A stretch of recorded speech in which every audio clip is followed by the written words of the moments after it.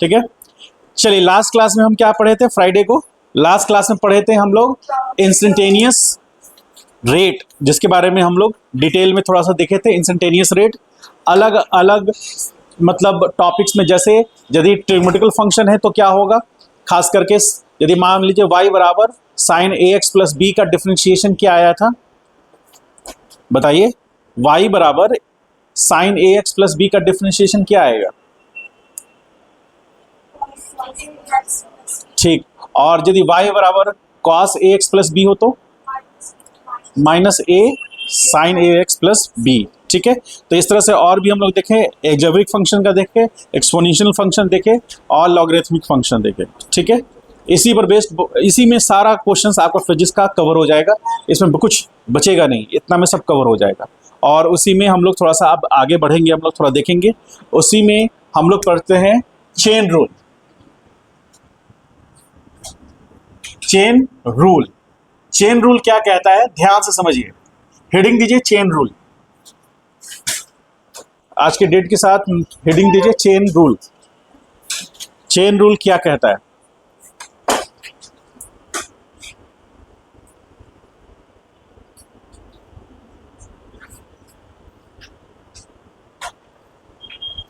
देखिए chain rule क्या कह रहा है,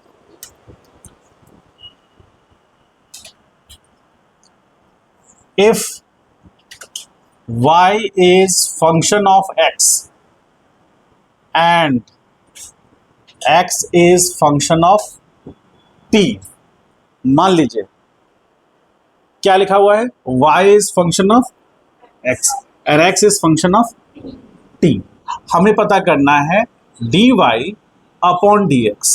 तो हम dy अपॉन dx को कैसे लिख सकते हैं, dy upon dx into dt upon dt, ऐसा लिख सकते हैं क्या,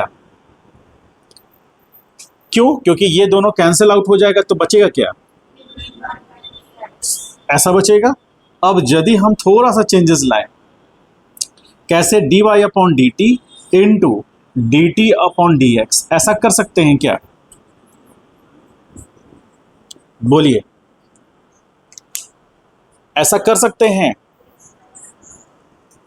तो इस रूल को ही हम लोग फॉलो करेंगे, ये चेन रूल के अंडर में आता है। एग्जाम्पल से और बेटर समझ में आएगा। एग्जाम्पल देखिए, एग्जाम्पल में फर्स्ट एग्जाम्पल, मान लीजिए if y is equal to cos qx, cos qx, cos qx मतलब समझते हैं,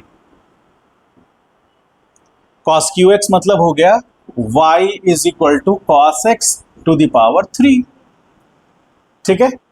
तो आपको इस तरह का, आपके स्टार्टिंग में जो ट्रिग्नोमेट्रिकल फंक्शन था वो इस तरह का रिलेशन नहीं बता रहा, तो आप मान सकते हैं क्या, इस रूल के अंडर आप मान लीजिए late cos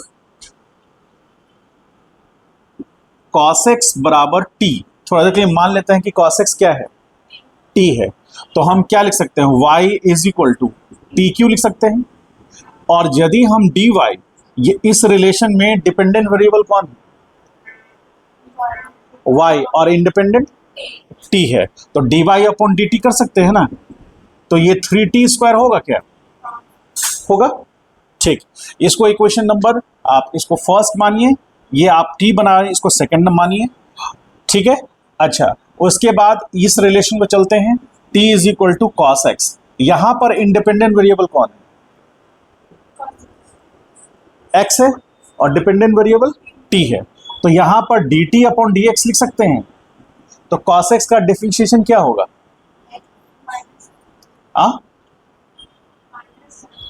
minus sine x होगा, ठीक है, माइनस साइन एक्स होगा। इसको इक्वेशन नंबर 2 रख लीजिए, ठीक है, 3। अब ध्यान से देखिए क्या कहा था मैंने, dy अपॉन dx निकालना है, तो dy अपॉन dt यदि हमको पता है और dt बाई dx पता है, तो उन दोनों वैल्यू रखेंगे तो dy अपॉन dx निकल जाएगा। तो अब हमको निकालना है dy अपॉन dx, ठीक है। तो dy अपॉन dt पता है क्या, dy अपॉन dt, ठीक है, इनटू हम क्या ले सकते हैं, dt अपॉन dx। अब dy अपॉन dt कितना आया है, 3t स्क्वायर और D T upon D x कितना है, इंटू माइनस साइन एक्स। ठीक है, अब t का वैल्यू हम पुट कर सकते हैं, लिख सकते हैं ना, t का वैल्यू हम पुट कर सकते हैं। t का वैल्यू हमने क्या माना है, 3 into cos square x into minus sine x. इसको रीअरेंज करके लिखे तो -3 sign X into cos square x, ऐसा लिख सकते हैं, लिख सकते हैं, लिख सकते हैं। ये आपका dy अपॉन डी एक्स आया, आया, समझ पाए कुछ, बोलिए, कुछ समझ में आया? ये चीजें और कॉम्प्लिकेटेड होते जा रही हैं।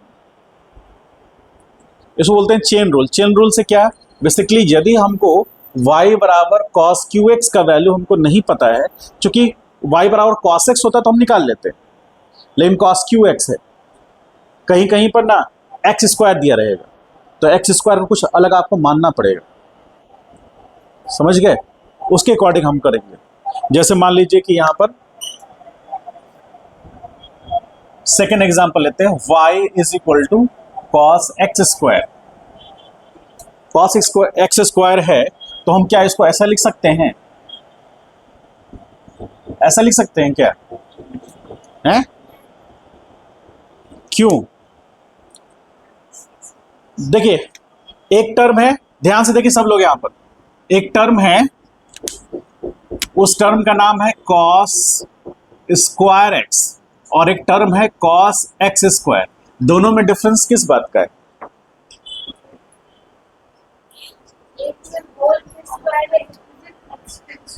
हाँ, तो यहां पर इन दोनों में ये a हो गया और ये b, a और b में सबसे मेजर डिफरेंस क्या है कि कॉस क्या है, ऑपरेटर, तो ऑपरेटर पर स्क्वायर है पहले वाले में, a वाले में, और ऑपरेटर के अंदर में क्या रहता है, एंगल, क्योंकि कॉस ट्रिग्नोमेट्रिकल फंक्शन है तो एंगल के साथ डील करेगा वो।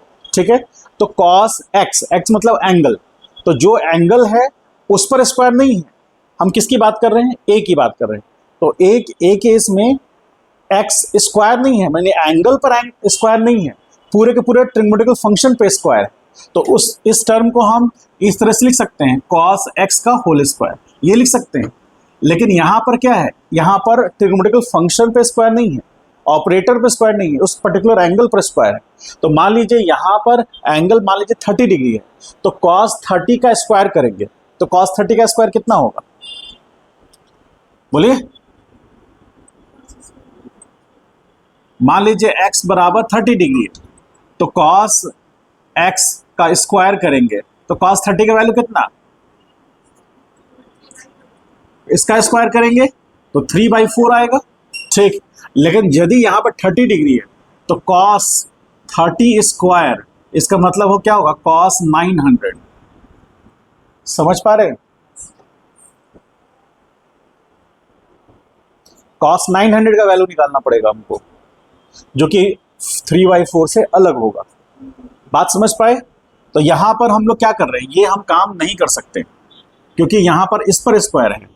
अब थोड़ी देर के लिए हम यहां पर क्या देख रहे हैं, यहां आप देख रहे हैं कि y is function of x है, तो हम dy अपॉन dx निकालना है हमें, तो dy अपॉन dx निकाल सकते हैं। हम क्या मान रहे हैं, थोड़ी देर के लिए हम मान रहे हैं dy अपॉन dt और इंटू dt अपॉन dx। कैसे, देखिए, लेट एक्स स्क्वायर बराबर क्या मानते हैं, t, तो हम dt अपॉन dx निकाल सकते हैं, कितना आएगा, 2x आएगा।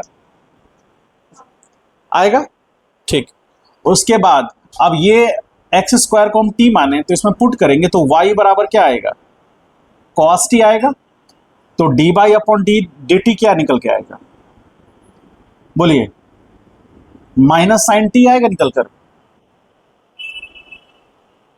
अरे cos x का डिफरेंशिएशन क्या होगा, माइनस साइन x, तो यहाँ पर t है इसलिए dy अपॉन dt किए तो माइनस cos t आएगा। ठीक है, तो अब यहाँ पर dy अपॉन dt निकल गया और dt अपॉन dx निकला हुआ है, हम पुट करेंगे वहां तो dy अपॉन dx क्या आएगा, बराबर dy अपॉन dt, तो dy अपॉन dt कितना है, माइनस साइन t। ठीक, इनटू अब उसके बाद dt अपॉन dx करेंगे तो dt अपॉन dx कितना है, 2x, तो आ गया -2x into sine T. T का वैल्यू क्या है, कुछ समझ पाए, कुछ समझ में आया है तो बताइए। dy अपॉन dx, यही आपको करना है।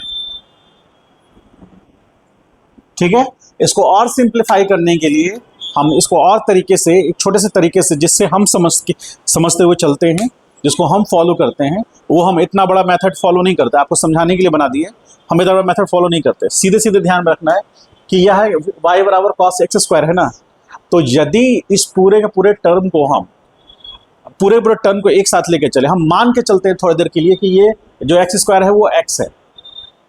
ठीक है, थोड़ा देर के लिए मान के चलते हैं माइंड में कि वो एक्स है, एक्स स्क्वायर नहीं एक्स है।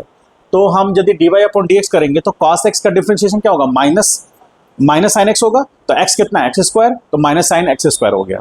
अब जो एक्स स्क्वायर है उसको फिर से हमको आगे डिफरेंशिएट करना पड़ेगा, क्योंकि वहां एक्स स्क्वायर है और हम डिफरेंशिएट किसके रिस्पेक्ट में कर रहे हैं, एक्स के रिस्पेक्ट में। देखिए साइन एक्स, ध्यान समझिएगा, y is equal to sine X है और हम क्या कर रहे हैं, dy अपॉन dx कर रहे हैं, तो सिंपली cos x हो जाएगा। क्योंकि यहां पर जो वैल्यू है वो x है और डिफरेंशिएट सिंपली x के रिस्पेक्ट में कर रहे हैं, इसलिए ये आ जाएगा।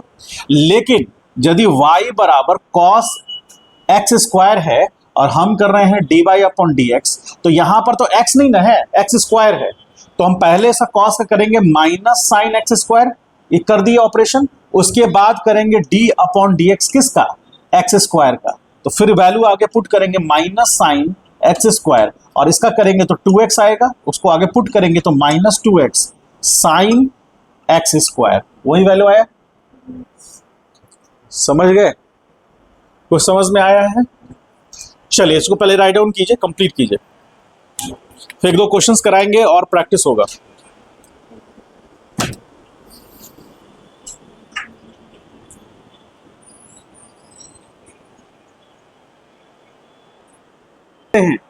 डिवीजन कहलाता है, तो ये डिवीजन रूल है।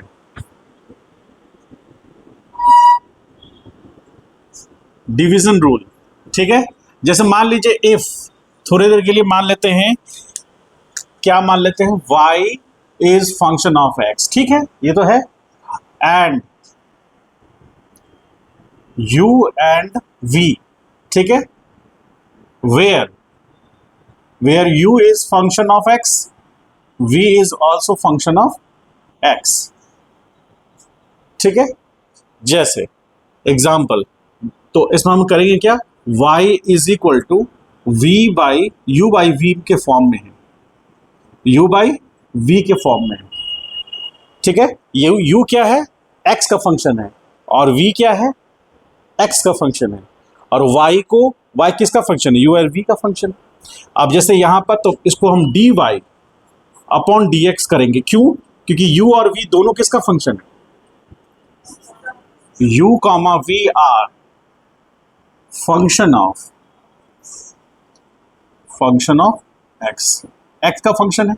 तो dy अपॉन dx करना है, तो v को एज इट इज रहने देंगे, du अपॉन dx करेंगे, माइनस u को एज इट इज रहने देंगे, dv अपॉन dx करेंगे, डिवीजन में v स्क्वायर करें। ये रूल है, समझ पा रहे हैं। आपको पता है ना u किसका फंक्शन है, x का, और v किसका फंक्शन है, x का, इसलिए x के रिस्पेक्ट में डिफरेंशिएट कर सकते हैं।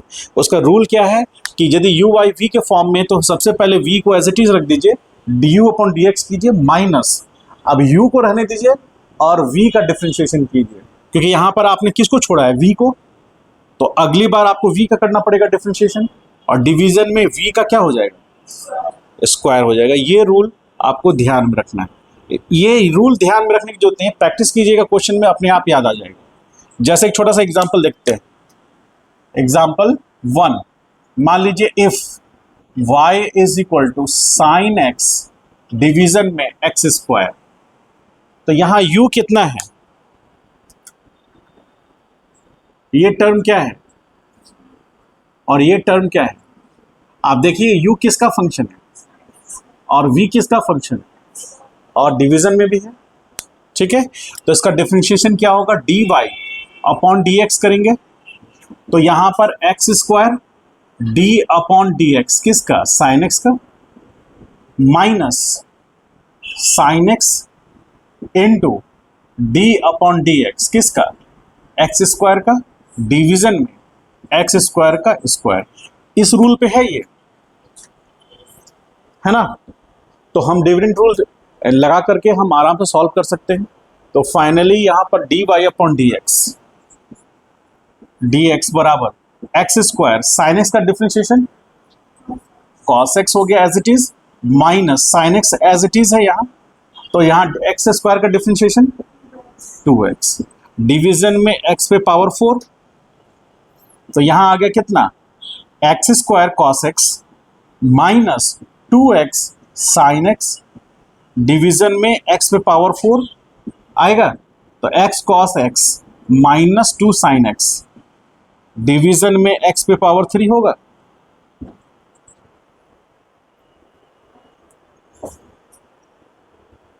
बताओ पुष्कर,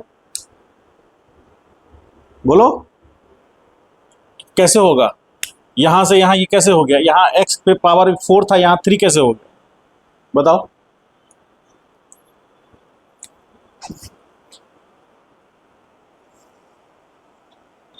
ध्यान से समझते हुए चलिए, अब हम लोग आगे बात कर रहे हैं एप्लीकेशन पर।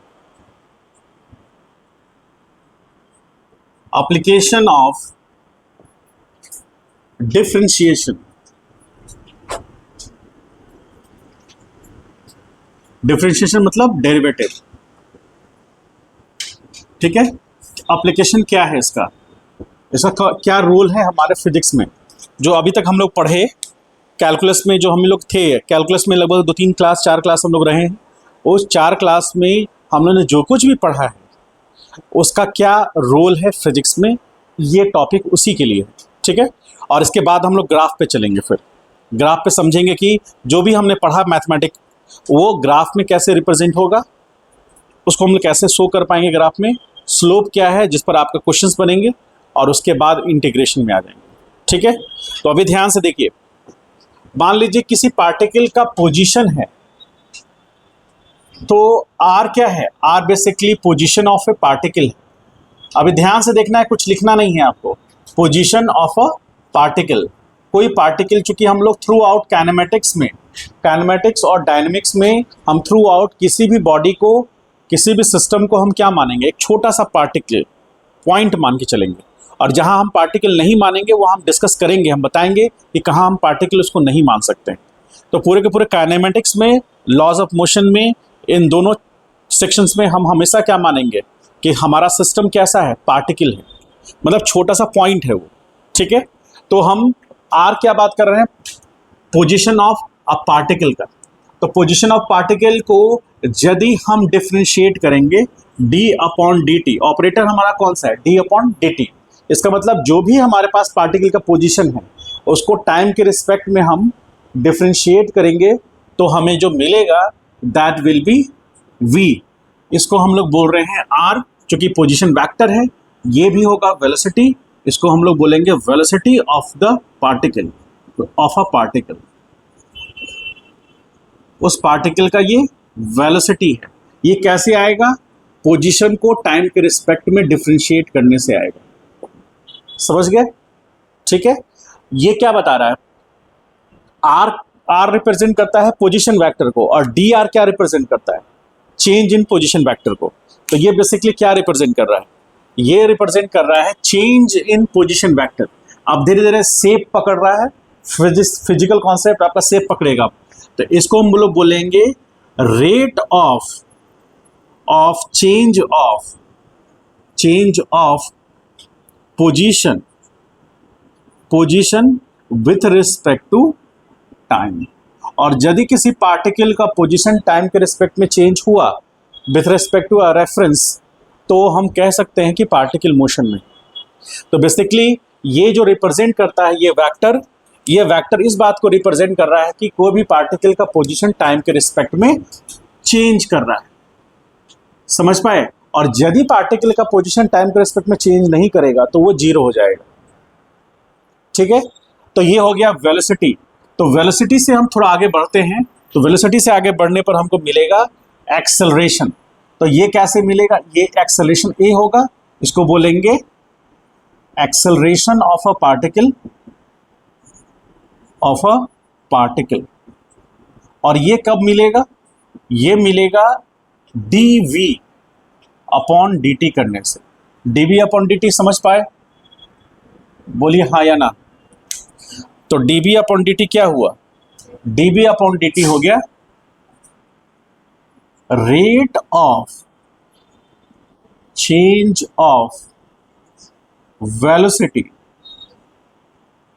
With respect to time.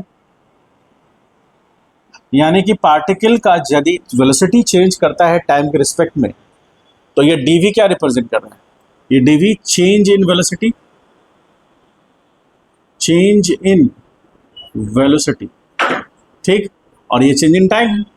आप हमको एक से बताइए, जिन्होंने बाइक या स्कूटी चलाया होगा, यदि आप एक्सेलेटर को एक ऐसे टर्न करके रेस करके, एक्सेलरेशन को रेस करके एक पोजीशन पे रखते हैं, तो एक्सेलरेशन आपका कांस्टेंट है, आप उसको ना बढ़ा रहे हैं ना घटा रहे हैं, आप एक रेस करके यहाँ रखे हुए हैं, और तब आपके बाइक जो है वो उसका वेलोसिटी बढ़ता जाता है, समझे। उसका आपने एक्सेलेटर को एक पोजीशन पे लाके छोड़ दिया है, पकड़ा हुआ है उसको, तो वो फिक्स है, एक्सेलरेशन फिक्स है, उसके बेस पर आप क्या देखते हैं कि बाइक आपका या स्कूटी कंटिन्यूसली उसका स्पीड बढ़ता जा रहा है। इसका मतलब है कि एक्सेलरेशन कांस्टेंट है, तो वेलोसिटी में चेंज आएगा।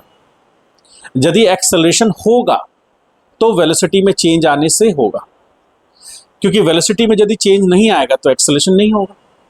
क्योंकि एक्सेलरेशन हमें कैसे मिला, ए बराबर मिला dv अपॉन dt करने से, और यदि वेलोसिटी में चेंज नहीं है तो एक्सेलरेशन जीरो है, और यदि पोजीशन में चेंज नहीं तो वेलोसिटी जीरो है। इसका मतलब है यदि पार्टिकल रेस्ट पर है तो उसका वेलोसिटी भी जीरो होगा और उसका एक्सेलरेशन भी जीरो होगा। और यदि आप कह सकते हैं कि यदि बॉडी रेस्ट पर है तो एक्सेलरेशन जीरो है, तो उस पर नेट फोर्स भी जीरो होगा। ये सारे फिजिकल कॉन्सेप्ट फिर से रिपीट होंगे, लेकिन आपको बताया जा रहा है इसलिए आपके माइंड में आ जाना चाहिए, ठीक है। तो यहाँ पर अभी जो सिचुएशन है, पार्टिकल का पोजीशन टाइम के रिस्पेक्ट में चेंज होगा, पार्टिकल का पोजीशन यहाँ, पार्टिकल का वेलोसिटी टाइम के रिस्पेक्ट में चेंज होगा, और पार्टिकल का एक्सेलरेशन मिलेगा, ठीक है। अब इसको हम लोग छोटा सा एग्जांपल से समझते हैं। एग्जांपल मान लीजिए कि पोजीशन ऑफ अ पार्टिकल, किसी पार्टिकल का पोजीशन वेरी कैसे चेंज कर रहा है, तो चेंज कर रहा है r is equal to 3t square minus 2t plus 1। यहाँ पर आप क्या देख रहे हैं, अब आपको कुछ समझ में आया हो तो आप हमको बता सकते हैं कि पार्टिकल का पोजीशन चेंज कर रहा है टाइम के रिस्पेक्ट में। तो टाइम कैसा है यहाँ पर, इंडिपेंडेंट या डिपेंडेंट, इंडिपेंडेंट। तो ये जो रिलेशन है, ये रिलेशन एल्जेब्रिक रिलेशन है। इसमें आप देख रहे हैं कि एक हमारा इंडिपेंडेंट वेरिएबल है, उसके रिस्पेक्ट में डिपेंडेंट वेरिएबल है। तो इंडिपेंडेंट वेरिएबल के चेंज होने से डिपेंडेंट वेरिएबल चेंज करेगा। हमसे पूछा जा रहा है कि फाइंड, यदि हमसे पूछा जाएगा dr अपॉन dt, तो हम वेलोसिटी के बारे में डिस्कस कर रहे हैं, तो dr अपॉन dt, तो यहाँ आ जाएगा 60 माइनस 2 प्लस 0। तो यहाँ dr अपॉन dt फाइनली कितना आया, 60 माइनस 2। अब हमको ये जो रिलेशन आया है इसी को हम क्या बोलते हैं, वेलोसिटी, ठीक है, वेलोसिटी। तो वेलोसिटी इतना आया, हमको पता करना है, मान लीजिए कि वेलोसिटी जो है कितने टाइम पर, तो t बराबर 2 सेकेंड पर हमको पता करना है। तो 6 इंटू 2 माइनस 2, तो ये हो गया 12 minus 2 that is equal to 10 metre per second. यानी पार्टिकल का वेलोसिटी का जो एक्सप्रेशन आया है उसमें यदि हम t का वैल्यू 2 सेकेंड डालेंगे तो 2 सेकेंड पर पार्टिकल का क्या वेलोसिटी है वो निकल के आएगा। यदि 1 सेकेंड डालेंगे तो 1 सेकेंड पर क्या वेलोसिटी है वो निकल के आएगा। यदि 4 सेकेंड डालेंगे तो 4 सेकेंड पर पार्टिकल का वेलोसिटी क्या है वो निकल के आएगा। ये एक्सप्रेशन आया कैसे, क्योंकि पोजीशन का टाइम के साथ एक रिलेशन दिया हुआ था, और जब हम टाइम के रिस्पेक्ट में पोजीशन को डिफ्रेंशिएट करेंगे तो हमें ये रिलेशन इस तरह से मिलेगा, और यही क्या कहलाएगा, वेलोसिटी कहलाएगा। अब एक स्टेप और आगे चलते हैं, हमको पता करना है कि एक्सेलरेशन क्या है। तो a बराबर ये होगा dv अपॉन dt, और आपको पता है कि v कितना आया है 60 माइनस 2, तो यहाँ पर d अपॉन dt करेंगे और ये कितना होगा 60 माइनस 2 होगा। तो यहां पर a इज इक्वल टू क्या आ गया, dv upon dt is equal to 6 आ गया। अब 6 आया, इसका मतलब ये क्या, ये कांस्टेंट है क्या?